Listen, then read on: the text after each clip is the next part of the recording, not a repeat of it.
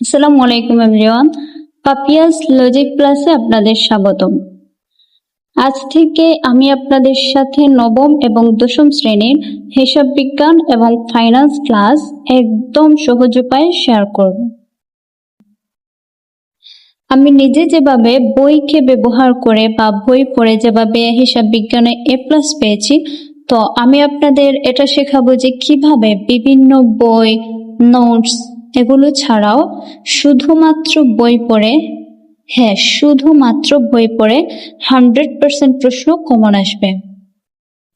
এই জন্য প্রথমে আপনাদের যে বিষয়টা বুঝতে হবে সেটা হচ্ছে যে আপনাদের এই যে হিসাব বিজ্ঞান বইটা আছে, এটা কিন্তু ভালো রেজাল্ট করার সবচাইতে বড় অস্ত্র। এই বইয়ের যে প্রতিটা লাইন, প্রতিটা অধ্যায়, সেগুলা কিন্তু সিকিউ এবং এমসিকিউ এর জন্য খুবই খুবই গুরুত্বপূর্ণ। যেমন ধরেন, আমরা যদি একটা বাড়ি বানাই, কিন্তু যদি আমরা ফাউন্ডেশন না দিই, তাহলে কিন্তু সেই বাড়িটি বেশি দিন টিকবে না। তেমনি এই যে বই, এটি কিন্তু আপনাদের বইটা, এটা কিন্তু হচ্ছে সেই ফাউন্ডেশন। যতই আপনি শর্টকাট দেখেন বা শর্টকাট ফর্মুলা ইউজ করেন, সেগুলো কিন্তু খুব একটা কার্যকর হয় না। সো আমি যে লজিক দেখাবো, আপনারা যদি সেই অনুযায়ী ধৈর্য ধরে ক্লাস করেন, তাহলে আমি আপনাদের এটা 100% গ্যারান্টি দিচ্ছি যে প্রত্যেকটা প্রশ্ন আপনারা পরীক্ষায় কমন পাবেন ইনশাআল্লাহ। ওকে, তাহলে শুরু করা যাক। আপনাদের ভালো রেজাল্ট করতে বা প্রথমে যে বিষয়টি সবথেকে গুরুত্ব দিতে হবে, তার জন্য হচ্ছে এমসিকিউ। কারণ বেশিরভাগ ক্ষেত্রে দেখা যায় যে ম্যাক্সিমাম স্টুডেন্টস সিকিউ পারে বা সিকিউর এর আনসার করতে পারে, কিন্তু এমসিকিউ এ 5 থেকে 6টার বেশি উত্তর করতে পারে না। তার মেইন রিজন হচ্ছে পাঠ না পড়ার কারণ পরীক্ষায় দেখা যায় যে ম্যাক্সিমাম যে এমসিকিউ আসে, সেগুলা কিন্তু দুই ভাগে আসে। একটা হচ্ছে যে পাঠ থেকে আসে, আর বাকিগুলো হচ্ছে ছোট ছোট ম্যাথ থেকে আসে। তো আপনাদের যেটা করতে হবে সেটা হচ্ছে আপনারা কিন্তু প্রথম অধ্যায় থেকে পুরো বই খুব গুরুত্ব সহকারে লাইন বাই লাইন কিন্তু পাঠ পড়বেন। যেগুলা এমসিকিউ মনে হবে যে এটা থেকে এমসিকিউ থাকতে পারে, সেটার নিচে আন্ডারলাইন করবেন বা দাগ দিবেন। এভাবে প্রত্যেকটা পার্ট ভালোভাবে পড়বেন, তাহলে দেখবেন আপনারা ম্যাক্সিমাম এমসিকিউ কিন্তু পাঠ থেকে কমন পাবেন ইনশাআল্লাহ। আর বাকি যেগুলা ম্যাথ থেকে থাকবে, সেগুলা যদি আমি যেগুলা দেখাবো সেগুলা যদি আপনারা প্র্যাকটিস করেন, তাহলে বাকিগুলাও কমন পড়বে ইনশাআল্লাহ। এখন আপনাদের প্রথমে যেটা করতে হবে সেটা হচ্ছে যে প্রথম অধ্যায়ে হচ্ছে এই অধ্যায়ে কোনো অঙ্ক নেই, শুধু চ্যাপ্টারটা আছে, মানে শুধু পার্ট আছে। আপনারা এমসিকিউ এর জন্য প্রথম অধ্যায় পড়ে নিন। আমি এই অধ্যায়টা পড়াচ্ছি না। আমাদের জার্নি শুরু হবে দ্বিতীয় অধ্যায় থেকে। দ্বিতীয় অধ্যায় হচ্ছে লেনদেন। সো এই অধ্যায়ের ক্ষেত্রে কিন্তু আপনারা সেম ট্রিক্স ফলো করবেন। প্রথমে হচ্ছে আপনারা এমসিকিউ এর জন্য গুরুত্ব সহকারে প্রত্যেকটা লাইন ভালোভাবে পড়বেন। তারপরে হচ্ছে যে ইম্পর্টেন্ট যে লাইন থাকবে সেটা কিন্তু আন্ডারলাইন করবেন। এভাবে আপনারা পাঠ করবেন। ওকে, এখন আপনাদের দেখাই যে এভাবে এই চ্যাপ্টার থেকে আপনাদের কিভাবে প্রশ্ন আসে আর আপনারা কিভাবে উত্তর করবেন। লেনদেনের চ্যাপ্টার থেকে যে কয়টা প্রশ্ন থাকবে, মানে শুধুমাত্র লেনদেনের চ্যাপ্টারের কথা বলছি, এই চ্যাপ্টার থেকে যে কটা অঙ্ক থাকবে আপনাদের, সেগুলা হচ্ছে এই 1 2 3 4 5 এই 5টা প্রশ্ন। যদি আপনারা এই 5টা প্রশ্ন বুঝেন এবং এই 5টা প্রশ্নের উত্তর করতে পারেন, তাহলে এগুলা কিন্তু 100% কমন আসবে। যেমন যতগুলো 100% আসবে, সেগুলোর পাশে কিন্তু 100% লেখা আছে। এখন এই অধ্যায়ের হচ্ছে যদি আপনারা এই 5টা প্রশ্ন পড়েন, তাহলে কিন্তু এই 5টার বাইরে আর কোনো অঙ্ক করতে হবে না। এগুলা থেকে থাকবে 100% গ্যারান্টি। ওকে, এখন হচ্ছে আমরা একটা একটা করে অঙ্ক করব, কিন্তু তার আগে আপনাদের কিছু জিনিস বুঝতে হবে। আর এগুলা হয় আপনারা স্ক্রিনশট নিয়ে রাখেন, অথবা চাইলে নোটস করতে পারেন, এটা বেটার হবে। ওকে, এখন প্রথমে যে প্রশ্ন আমরা করব সেটা হচ্ছে লেনদেন নয় এমন ঘটনাগুলো চিহ্নিত করে মোট পরিমাণ নির্ণয় করো। কিন্তু এই প্রশ্ন বোঝার আগে আমাদের অনেক কিছু জানতে হবে এন্ড বুঝতে হবে। ওকে, চলেন শুরু করি। এই যে চ্যাপ্টারের নাম হচ্ছে লেনদেন। লেনদেন এখন আপনাদের প্রথমে যে জিনিস বুঝতে হবে সেটা হচ্ছে লেনদেন কি। লেনদেন কি? হ্যাঁ, ওকে, আমরা দেখি যে লেনদেন হচ্ছে গ্রহণ ও প্রদান, অর্থাৎ নেওয়া ও দেওয়া। লেনদেন হচ্ছে কিন্তু গ্রহণ ও প্রদান অথবা নেওয়া ও দেওয়া। ধরেন যদি উদাহরণ দিয়ে বুঝাই তাহলে হচ্ছে, মনে করেন আমরা যদি একটি দোকানে যাই, ধরি আমি একটা দোকানে গেলাম, গিয়ে আমি দোকানদারকে 10 টাকা দিলাম, বললাম যে আমাকে একটা খাতা দেন। দোকানদার কিন্তু আমাকে খাতাটা দিল আর আমি দোকানদারকে কিন্তু 10 টাকা দিলাম। এখন আমি যে দোকানদারকে টাকা দিয়েছি এটা কিন্তু আমি প্রদান করেছি, মানে টাকাটা প্রদান করেছি আর খাতাটা কিন্তু গ্রহণ করেছি। তো ওই যে দেয়া এবং নেয়া অথবা গ্রহণ প্রদানের যে সম্পর্ক সেটা কিন্তু লেনদেন, সেটাই হচ্ছে লেনদেন। ওকে, বাকিগুলো তেমন ইম্পর্টেন্ট না, আপনারা এমসিকিউ এর জন্য পড়ে নিন। সব থেকে গুরুত্বপূর্ণ যে বিষয়টা সেটা হচ্ছে এই যে 1 থেকে 10 পর্যন্ত যে ঘটনাগুলো, এই যে 1 থেকে 10 পর্যন্ত যে আইটেমগুলো দেওয়া আছে, এইভাবে আপনাদের প্রশ্ন থাকবে। যেমন এই যে এখানে লেখা আছে যে সুহেল এন্টারপ্রাইজ 2017 সালের জানুয়ারি মাসে নিম্নলিখিত ঘটনাগুলো সংঘটিত হয় বলে এখানে 1 থেকে 10 পর্যন্ত লেখা আছে। এই যে 1 থেকে 10 পর্যন্ত লেখা আছে এগুলাকে বলা হয় কিন্তু ঘটনা। প্রত্যেকটা আইটেম বা প্রত্যেকটা হচ্ছে এক একটা ঘটনা। যেমন নগদে 15,000 টাকার পণ্য ক্রয় একটা ঘটনা, একজন পাওনাদারকে 10,000 টাকা পরিশোধ, সেটা হচ্ছে ঘটনা। তো আপনাদের যেটা থাকবে সেটা হচ্ছে যে প্রত্যেকটা ঘটনা উদ্দীপকে দেয়া থাকবে, আপনাদের এই ঘটনা থেকে এই প্রশ্নগুলা থাকবে। এই প্রশ্ন এখানে 5টা, যে কোনো 3টা প্রশ্ন থাকবে, এই প্রশ্নগুলা থাকবে। এখন আমরা দেখব যে কিভাবে এই ঘটনা থেকে এগুলার আনসার করব। এখন হচ্ছে ঘটনা থেকে আমরা যদি এই আনসারগুলো করতে চাই তাহলে আমাদের প্রথমত বুঝতে হবে যে লেনদেন, যেমন এখানে দেওয়া আছে যে 1 থেকে 10 পর্যন্ত প্রত্যেকটা ঘটনা, কিন্তু প্রত্যেকটা ঘটনা কিন্তু লেনদেন নয়। এই যে প্রত্যেকটা ঘটনা কিন্তু লেনদেন নয়। লেনদেন হতে হলে এই ঘটনাকে অবশ্যই কিছু শর্ত মানতে হবে। এখন আমরা দেখব যে কিভাবে বুঝবো যে এগুলা লেনদেন হবে কি লেনদেন হবে না। তার জন্য আমাদের কিছু শর্ত দেখতে হবে। ওকে, আমরা সেগুলো দেখি। লেনদেন হবার প্রথম যে শর্ত সেটা হচ্ছে অর্থের অঙ্কে পরিমাপযোগ্য। অর্থাৎ লেনদেনের একটি উল্লেখযোগ্য বৈশিষ্ট্য হচ্ছে ঘটনাকে অবশ্যই অর্থের অঙ্কে পরিমাপযোগ্য হতে হবে, নতুবা উক্ত ঘটনাকে লেনদেন বলা যাবে না। অর্থাৎ এখানে যেটা বলা আছে সেটা হচ্ছে যে একটা ঘটনাকে, যেমন এই যে আমরা ঘটনা দেখলাম, একটা ঘটনাকে লেনদেন হতে হলে অবশ্যই কিন্তু অর্থ দ্বারা পরিমাপ করা যেতে হবে, মানে টাকা দ্বারা পরিমাপ করতে হবে।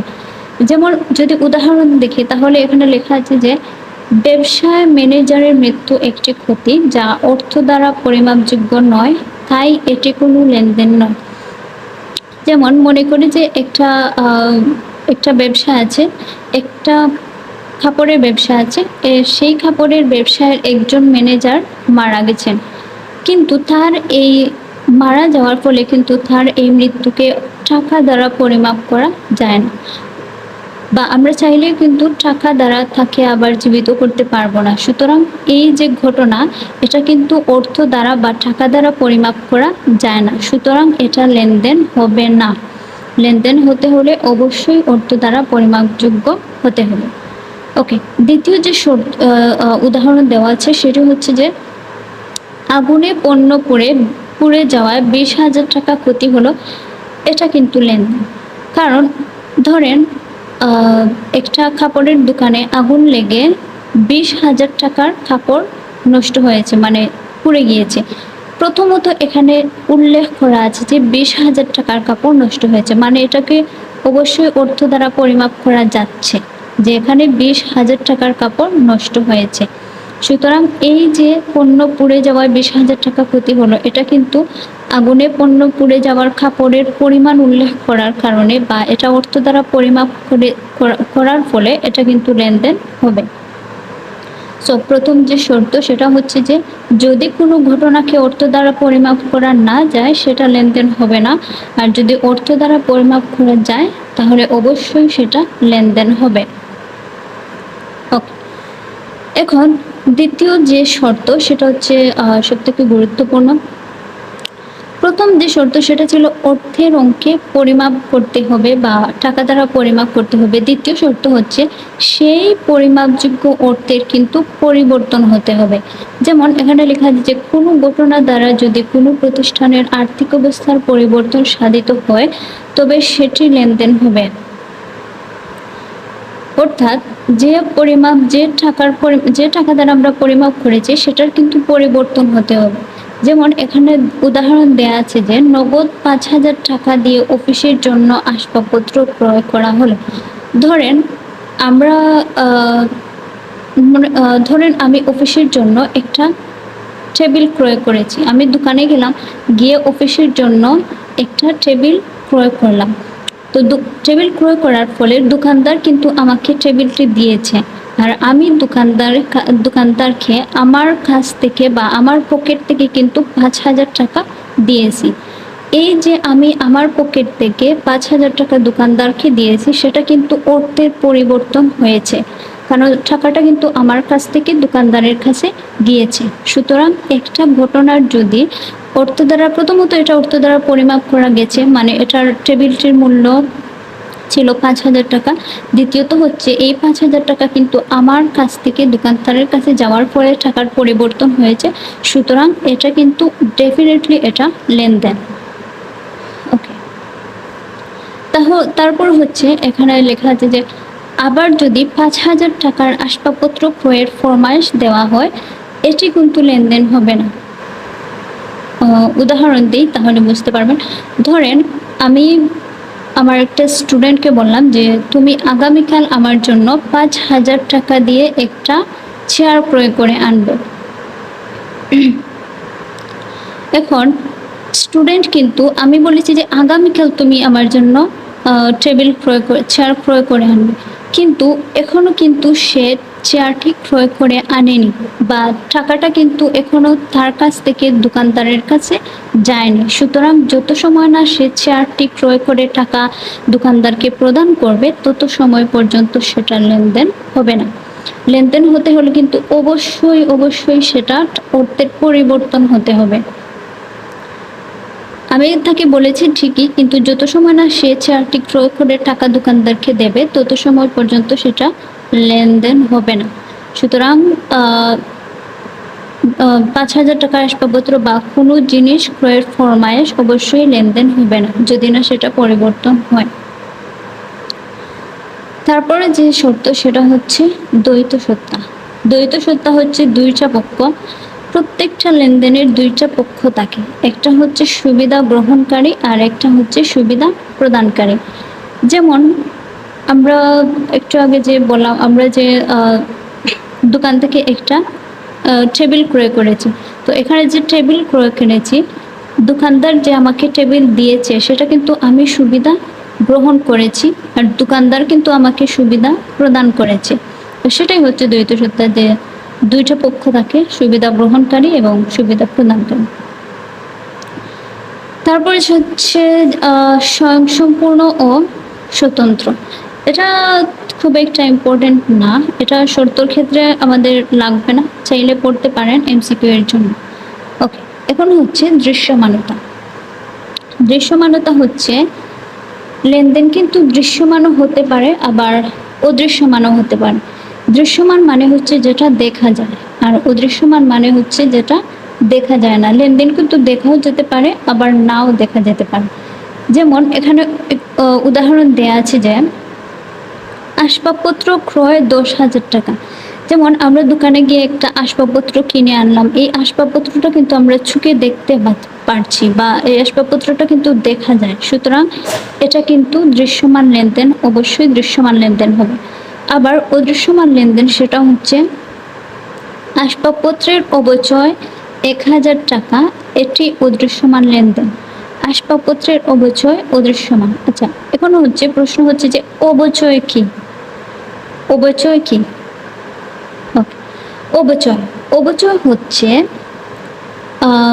ধরেন আমরা একটা টেবিল ক্রয় করেছি, মনে করেন ১ বছর আগে একটা টেবিল ক্রয় করেছি আমি ১০,০০০ টাকা, কিন্তু আমি যদি এখন এই টেবিলটি বিক্রি করতে যাই তাহলে আমি সর্বোচ্চ কত টাকা দামে বিক্রি করতে পারবো?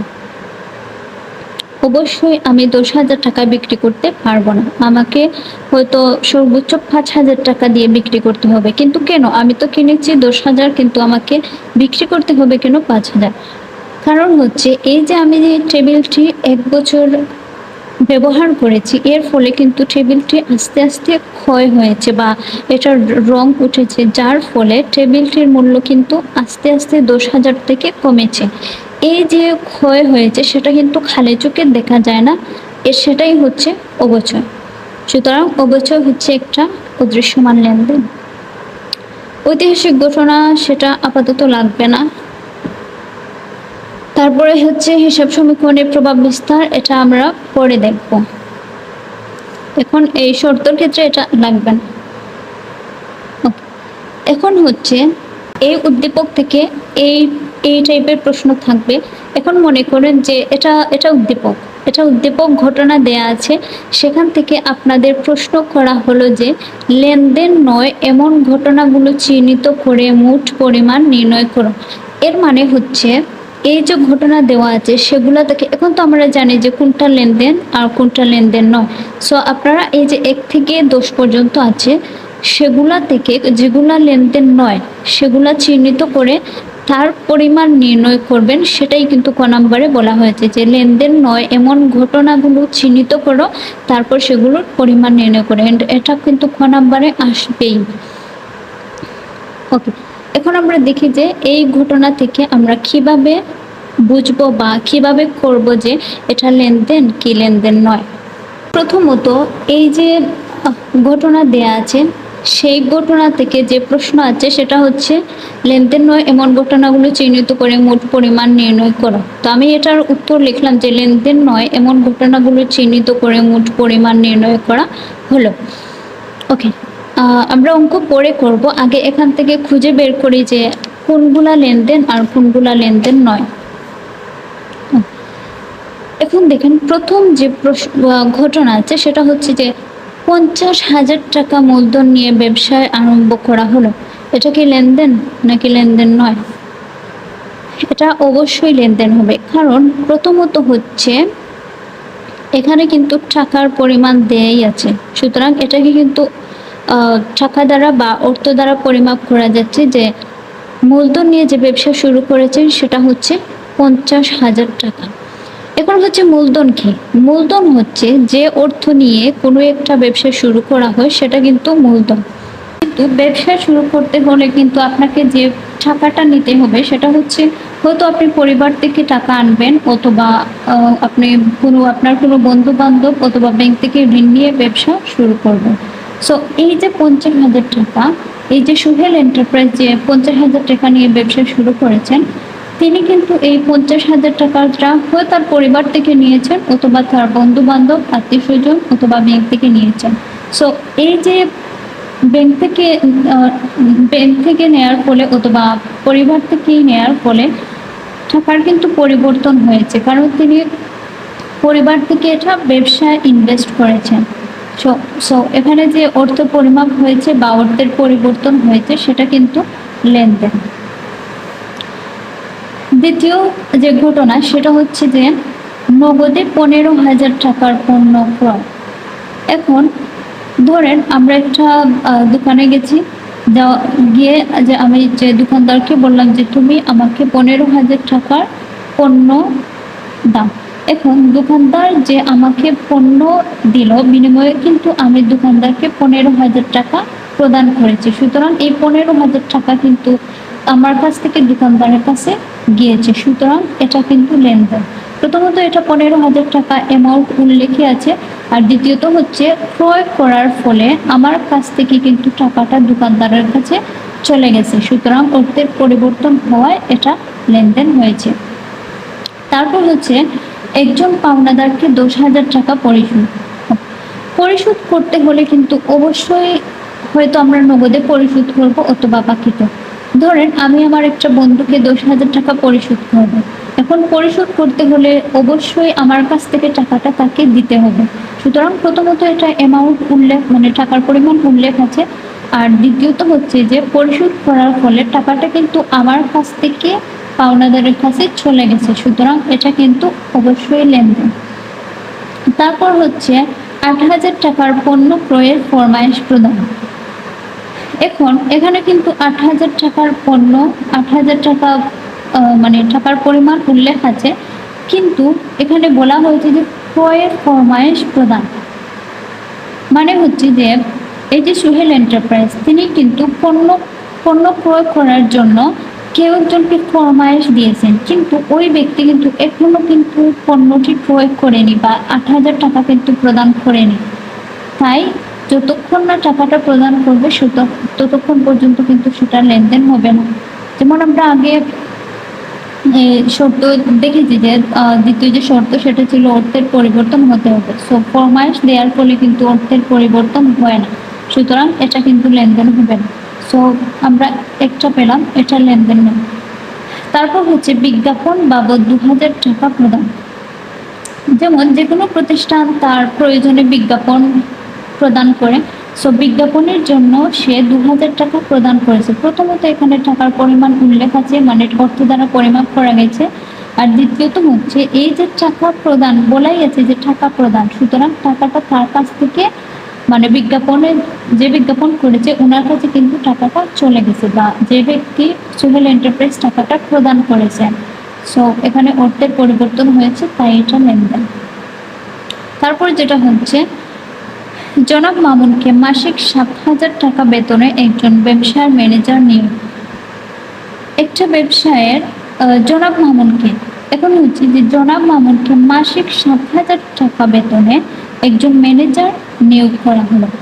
প্রথমত হচ্ছে টাকার পরিমাণ এখানে উল্লেখ আছে, এটা ঠিক আছে যে অর্থ দ্বারা পরিমাপ করা গেছে, কিন্তু দ্বিতীয়ত হচ্ছে যে এখানে ব্যবসায়ের ম্যানেজার নিয়োগ করেছেন, যে সোহেল এন্টারপ্রাইজ জনাব মামুনকে বলেছেন যে তুমি আমার ব্যবসায়ের ম্যানেজার, আগামী মাস থেকে তুমি আমার ব্যবসার ম্যানেজার, সো তুমি 7,000 টাকা বেতন পাবে। কিন্তু উনি কিন্তু এখনো টাকাটা বা বেতনটা কিন্তু মামুনকে প্রদান করেননি, সুতরাং এই 7,000 টাকা প্রদান না করার ফলে কিন্তু অর্থের পরিবর্তন হয়নি, তাই এটাও লেনদেন হবে না।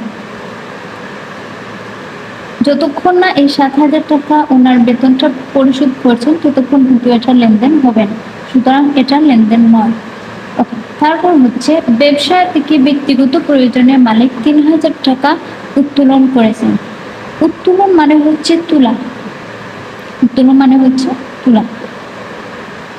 মালিক ওই যে সোহেল এন্টারপ্রাইজ, সোহেল কি করেছেন যে তার ব্যক্তিগত একটা প্রয়োজন ছিল, তাই তিনি ব্যবসায় থেকে 3,000 টাকা তুলেছেন, সুতরাং এটা কিন্তু লেনদেন হবে, কারণ প্রথমত এটা টাকা দ্বারা পরিমাপ করা যাচ্ছে, আর দ্বিতীয়ত হচ্ছে এই যে তিনি তার প্রতিষ্ঠান থেকে টাকাটা তুলেছেন, সেটার ফলে কিন্তু তার প্রতিষ্ঠান থেকে টাকাটা কমে গেছে বা হ্রাস পেয়েছে, সুতরাং এটাও লেনদেন। তারপর হচ্ছে মালিকের ব্যক্তিগত অর্থ হতে 500 টাকা চুরি হয়েছে, এটা গুরুত্বপূর্ণ। এটা হচ্ছে যে মালিকের ব্যক্তিগত অর্থ হতে 500 টাকা চুরি হয়েছে। যেমন আমরা সবসময় কিন্তু একটা প্রতিষ্ঠানের হিসাব করি, বা প্রতিষ্ঠানে আমরা যে অঙ্কগুলো করি সেগুলো কিন্তু সবসময় একটা প্রতিষ্ঠানের থাকে, এখানে আমাদের পারিবারিক অথবা ব্যক্তিগত কোনো হিসাব আসবে না। এখানে বলা হয়েছে যে মালিক তার ব্যক্তিগত অর্থ হতে চুরি। যেমন আমি যদি রাস্তায় হেঁটে যাই, কিন্তু হঠাৎ যদি আমার 1,000 টাকার নোট চুরি হয়ে যায়, সেটা কিন্তু কোনো ব্যাংক বা কোনো প্রতিষ্ঠান আমাকে দিয়ে দেবে না, মানে এর জন্য কিন্তু প্রতিষ্ঠান মোটেও দায়বদ্ধ নয়। সুতরাং মালিকের ব্যক্তিগত অর্থ চুরি হোক বা না হোক সেটা কিন্তু ব্যবসায় আসবে না, সুতরাং এটা লেনদেন নয়। এখন ধরেন যদি ব্যবসায় থেকে 500 টাকা চুরি হতো তখন কিন্তু সেটা লেনদেন হতো, কিন্তু মালিকের ব্যক্তিগত হওয়ায় এটা কিন্তু লেনদেন হবে না। তারপর হচ্ছে হাশেম ব্রাদার্স হতে প্রতি মাসে 10,000 টাকার পণ্য ক্রয়ের জন্য চুক্তি সম্পাদন।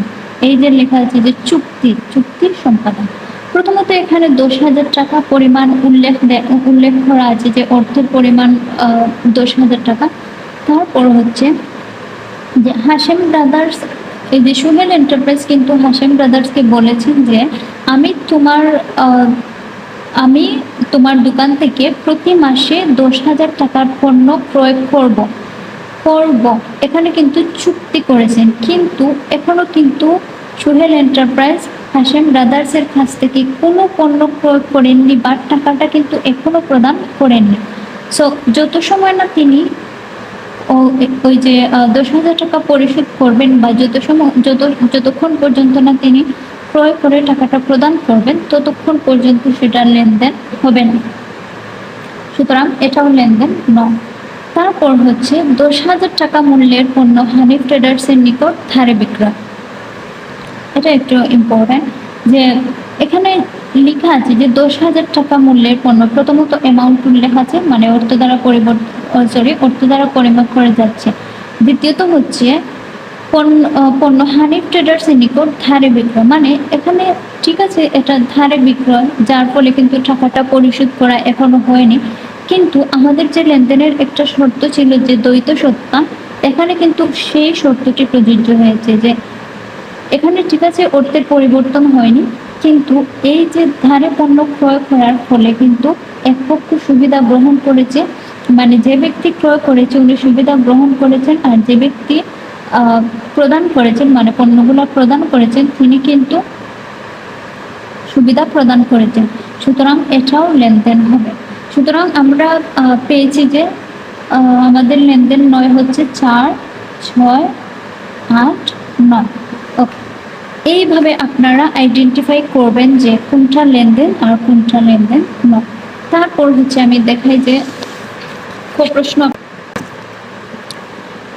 সব থেকে গুরুত্বপূর্ণ যে বিষয়টা সেটা হচ্ছে আমরা তো আইডেন্টিফাই করেছি যে এটা লেনদেন হবে এটা লেনদেন হবে না, কিন্তু এখন কলাম কিভাবে আঁকবো সেটা হচ্ছে এখানে কিন্তু ক্রমিক নাম্বার দেওয়া আছে, এখানে কিন্তু কোনো প্রকার তারিখ নাই, কিন্তু আপনাদের প্রশ্নে কিন্তু তারিখ উল্লেখ থাকবে।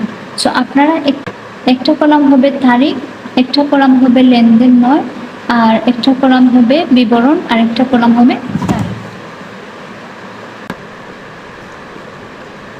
তারিখ লেনদেন নয় বিবরণ। প্রথমটা আমাদের কি ছিল? প্রথমটা ছিল 4। ধরেন আমরা এটা হচ্ছে 4 তারিখ, তো আমরা এখানে তারিখ দিলাম, যে এখানে দিলাম তারিখ,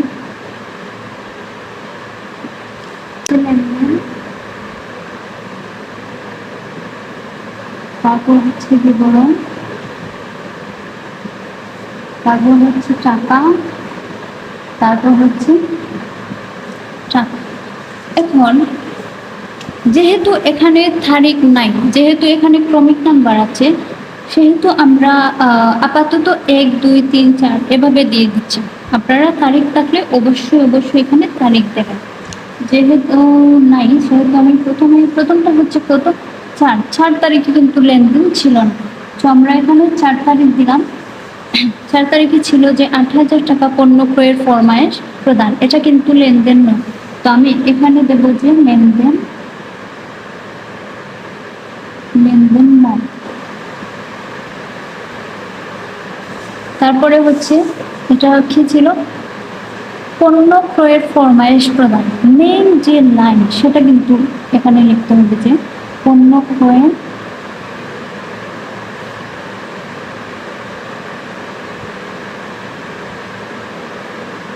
ফরমায়েশ। এখন এটার টাকার পরিমাণ কিন্তু উল্লেখ আছে 8,000, আমরা এখানে 8,000 টাকা লিখলাম, এখানে 8,000 টাকা। তারপর যেটা ছিল সেটা হচ্ছে 6 তারিখে, কিন্তু সেটাও লেনদেন নয়, আমরা দিলাম হচ্ছে লেনদেন নয়। সেটার মেন হিসাব ছিল যে ব্যবসায়ের ম্যানেজার নিয়োগ, আমরা জাস্ট মেন লাইনটা লিখলাম যে কেন সেটা লেনদেন নয়। বিবরণে জাস্ট ওইটা লিখবেন যেটা মেন যে কারণে সেটা লেনদেন নয়। ব্যবসায়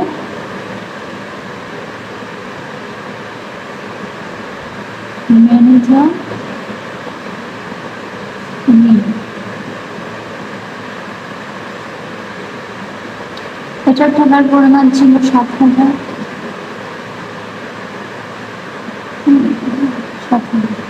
তারপরে ছিল 8, এটাও কিন্তু লেনদেন নয়।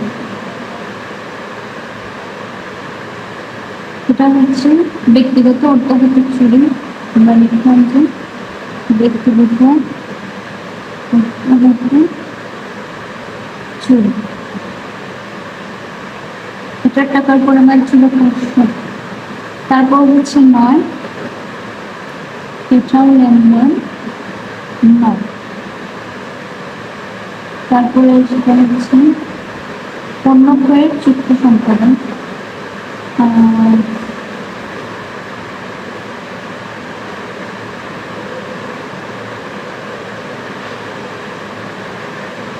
এটার টাকার পরিমাণ ছিল 10,000।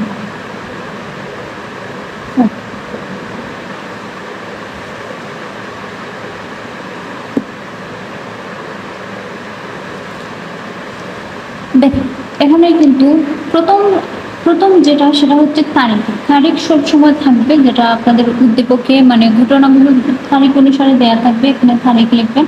তারপরে এখানে প্রশ্ন বলা ছিল যে লেনদেন নয় এমন ঘটনা, তাই আমরা একটা কলাম লিখলাম যে লেনদেন হলে এখানে লেখার প্রয়োজন নাই, লেনদেন নয় একটা কলামে লিখতে পারেন। এটা না লিখলেও হবে, বাট লিখলে ভালো।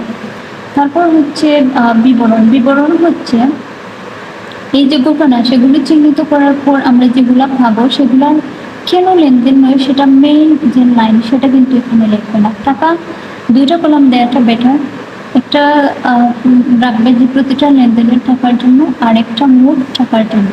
এখন যদি আমরা সবগুলো যোগ করে করতে হবে, একটা কলাম, প্রথমটা হচ্ছে 8,000 প্লাস 7,000 প্লাস তারপর হচ্ছে 500 প্লাস 10,000 হচ্ছে 25,500 টাকা। তো আমরা এখানে লিখব এই যে আমরা লাস্টের যে কলাম দিয়েছি এখানে লিখব 25,500 টাকা। এটা কিন্তু 2টা টার্ম দিয়ে ক্লোজ করে দেবে। 2টা টার্ম মানে হচ্ছে যে আমরা হিসাব বিজ্ঞানে 2টা টার্ম মানে বুঝি যে হিসাব এখানে কিন্তু বন্ধ করা হলো বা এখানে হিসাব শেষ। সবসময় হিসাব শেষ করার পর এভাবে 2টা টার্ম দিয়ে রেখে দেবে। ওকে, এটা কি আমরা কি করেছি যে বলা হয়েছে যে মোট পরিমাণ নির্ণয় করেছো, এখানে আমরা লিখব মোট পরিমাণ।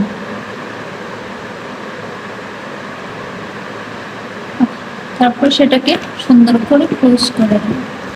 এটাই হচ্ছে কিন্তু ক নাম্বারের উত্তর।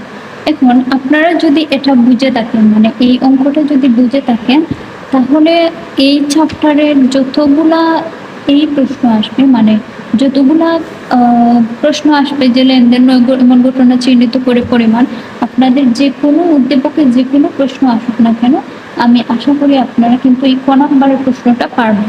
কারণ এই শর্তের বাইরে আপনাদের একটাও উদ্দীপক থাকবে না। যাই ঘটনা দেয়া থাকুক না কেন, আপনারা এই সূত্র অনুসারে আইডেন্টিফাই করবেন যে কোনটা ঘটনা আর কোনটা ঘটনা লেনদেন নয়। তারপর হচ্ছে এই প্রসেসে অঙ্কগুলা করবেন। ওকে, এখন আপনাদের কাজ হচ্ছে এই চ্যাপ্টারের মধ্যে দেখবেন এই যে 1-এর ক নাম্বার কিন্তু সেম প্রশ্ন আমি যেটা এখন বলেছি বা যেটা বুঝিয়ে দিয়েছি সেটা কিন্তু হচ্ছে 1-এর কর মধ্যে আছে, আবার 2-এর কর মধ্যেও কিন্তু আছে। তো আপনারা এগুলা হোমওয়ার্ক করবেন। ওকে, তাহলে আজকে এই পর্যন্তই। আর হচ্ছে যে বাকি যে অঙ্কগুলো আছে সেগুলো আমরা একটা একটা করে দেখবো ইনশাল্লাহ। আর যদি আপনাদের কোনো সমস্যা হয় বা কোনো টপিক দরকার পড়ে তাহলে অবশ্যই কমেন্ট করে জানাবেন। আর অবশ্যই সাবস্ক্রাইব করে রাখবেন যাতে পরবর্তী ভিডিওগুলো আপনারা সহজে পেয়ে যান। আর বাকি যে প্রশ্নগুলো আছে সেগুলো ইনশাল্লাহ আমি চেষ্টা করব যে বাদের নেক্সট যে পার্টের ভিডিও করব সেখানে কিন্তু আমি এই প্রশ্নগুলো একটা একটা করে দিয়ে দেবো ইনশাল্লাহ। যেমন খ প্রশ্ন নেক্সট ভিডিওতে আপনারা খ প্রশ্ন পাবেন, গ প্রশ্ন পাবেন, বা ধাপে ধাপে আমি কিন্তু পরবর্তী ভিডিওগুলোতে এগুলো ক্লিয়ার করবো।